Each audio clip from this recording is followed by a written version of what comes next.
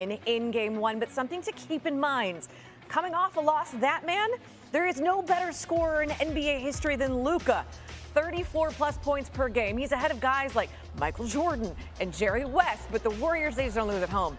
Cue the onslaught by the Mavs first half. Andrew Wiggins was so effective against Doncic in game one, but Doncic got the better of him there. It was a 28 score there in favor of the Mavs. Warriors trying the zone. Spencer Dinwiddie swings it out to Doncic. Step back for that triple. Dallas up 16. 2 to play in the quarter. It's closer now. Klay Thompson trying to guard Luka. Doncic goes right by him. He had 18 first quarter points. He had 20, by the way, in all of game one. Mavericks led 32-25 after one. They got even better in the second quarter. They didn't shoot too well from three in game one. Much better here. Jalen Brunson hitting the three. Made it an 18-point game. That pass from Doncic, pretty nice. Brunson had 20 in the first half, 4 of 5 from three. Mavs would lead by as many as 19. Final minute of the first half, now just 11. Doncic from 29 feet. Okay, easy. In the first half of game two, Dallas hit 15 threes. In game one, all of it, they hit 11. It was a 14-point lead. By the way, that 14-point deficit for those Warriors, their third largest in the postseason under Steve Kerr. What happened in the other two? Warriors won it. And here they come in the third, because obviously it's the third. It's what they do. Klay Thompson held scoreless in the first half, ended with 15, slamming it home there. Curry now dishing to Kevon Looney. Did he have himself a game? Makes it just 5 points. Curry is fired up. Final seconds of the third. Warriors down 4. It's Wiggins dumping it off to Looney. Looney had a career high, 21 points. The Warriors outscored the Mavs by 12 in the third. Sort of what they do in the third. It's their trends. We go to the fourth. It's a one-possession game. Thompson now kicking it out to Otto Porter Jr. Porter, 3-ball. Warriors, a few seconds into the fourth, take their first lead of the night. Under 8 to play, it's now 94-92. Jordan Poole off to Looney. Golden State now leads by 5. 7-point game. It's Curry. 32 points. He had 6 threes, 8 rebounds. That's just going to settle for 2, but it makes a 9-point game. Still at 9. Doncic trying to keep the Mavs in it. Step back 3, also good. 42 points, 8 assists, 5 boards. You cannot put it on him. Dallas within 6. Here come the daggers, though. 2 to play. Curry up and under. Scores with the foul. Plenty of fire there. Golden State now up 9, and then a couple of possessions later, you got a Curry pump fake, taking the dribble, and then nailing the 3. Like I said, he had 32. The Warriors storm back, and they take the win, 126-117. Night. Steph, you guys had your third largest comeback in playoff history in the last 25 years. What was the mindset coming out of that half? You trailed by as many as 19. Well, from game one and game two, we knew that they were going to, come out and shoot the ball better. They didn't think it was going to be that hot. Like, they were 15 for 27 at halftime. Some of it was unforced errors on our part. Some of it was just great shooting by them. But they couldn't really get separation. We always claw our way back into it, give ourselves life. And at halftime, we knew down 14, if we just make them a little uncomfortable and go on a run, things can change really quickly with momentum. And that's exactly how it played out, and everybody contributed. Kevon Lunajuan, or whatever his nickname is, 20 and 10, like, the stage is bright, and he showed up. You have won 25 straight series, or excuse me, you've had a road win in 25 straight series. That is an NBA record in your career. How do you make it 26? Bottle whatever we did in the second half and put it on a plane. Check it in our luggage and bring it to Dallas. It's going to be a war. We know that. They've obviously been in this situation, down 0-2, and then they came back against Phoenix. So, emotional win for us. But we got to, maintain that momentum going into Dallas and hopefully get off to a better start so we don't have to do anything historic in terms of a comeback. The Warriors pick up a 2-0 lead in this series.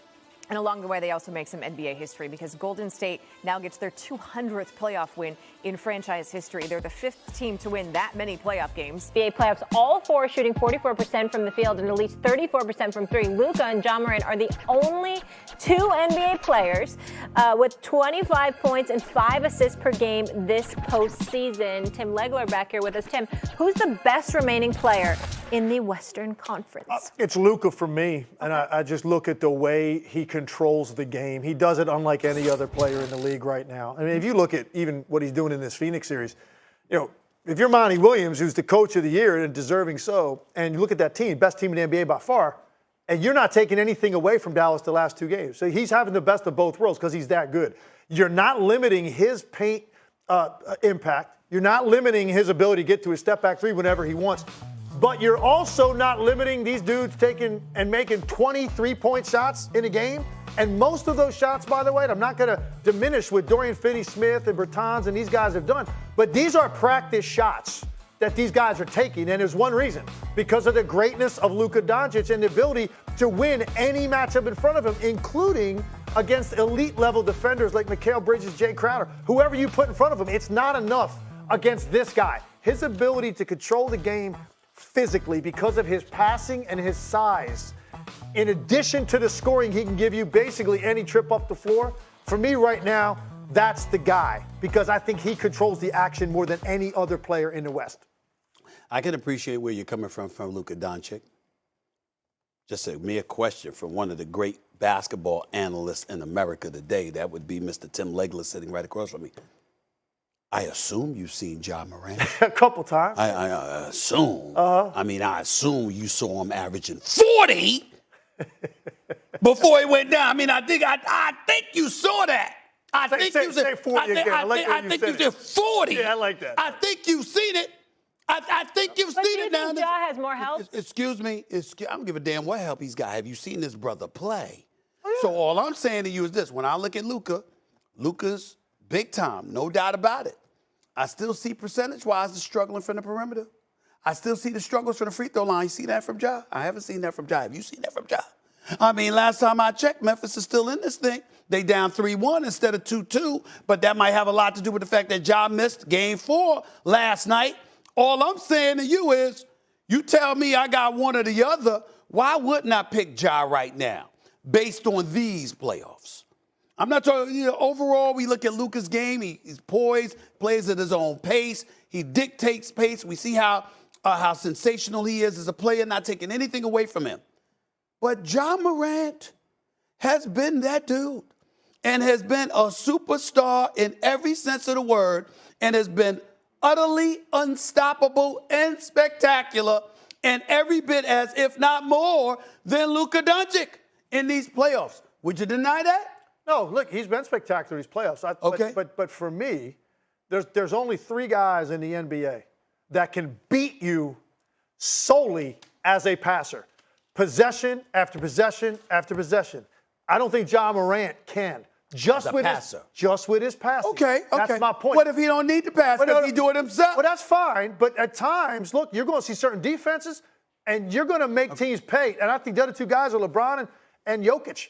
Those 3 players, and Luka's in that level and in that category. By the way, this is one of those typical arguments where you credit one dude, and by proxy, you're criticizing the other guy. Yeah. That's not what I'm doing. No. I know. That's not what I'm doing. But that's the world we live in. That's kind of how it is. Yeah. Right? It's like, do you like ribeye? Yeah. Or do you like sushi? I like both of them. Yeah. Okay? But right now, you're asking me. Right now, you want sushi. I'm just saying Luka's controlling these games. And look, there'll be an adjustment. Phoenix will have an adjustment. Molly would appreciate this. I would strongly advise the tempura shrimp. It's delicious. It's delicious. It's delicious. I remember that. Tempura. With a 40! I'm gonna Ahead of the Warriors, but the Warriors are right there on that list. And if you're wondering, like I was, where the Bulls are on that list, they're actually at 187 postseason victories. Richard Jefferson had plenty of those in his career. Yeah, he joins us tonight here on SportsCenter. Bottom line, how did Kevon Looney do what he did?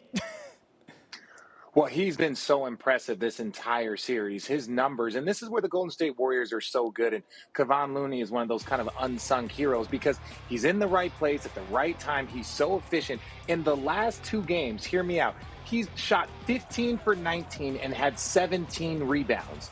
This is a guy that would be considered the 8th best player on the Warriors, the 7th best player on a given night. But any given night, he can be one of the most important for this Golden State Warriors team, and it was impressive what he was able to do tonight. I'm so glad you mentioned game one, the collective, because he was 5 for 5 for 10 points, but after Luka got shut down, nobody was talking about his performance. He's been outstanding. Everybody in Dallas will be talking about the 0-2 deficit, nothing new. We know they've already been down 0-2 this postseason. All right, so bottom line is, what do they have to do to rally here in the conference finals the way they did in the conference semis with this 0-2 hole?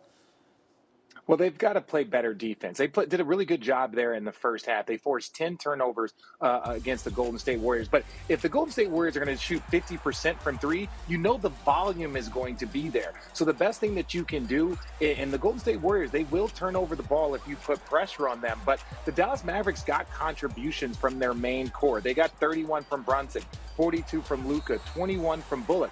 But they were just missing that defense, one of the best, most intense defenses in the NBA. That's where they were struggling, 50% and only forcing 3 turnovers in the second half. That, to me, was really the difference in the game. No doubt, Warriors 14-1 in the Steve Kerr era with a 2-0 series lead. That one loss, a series RJ knows well, 2016 NBA Finals, his Cavs, Warriors, Dubs. That smile on the face for a reason, bringing back some good memories. Richard, thank you so much.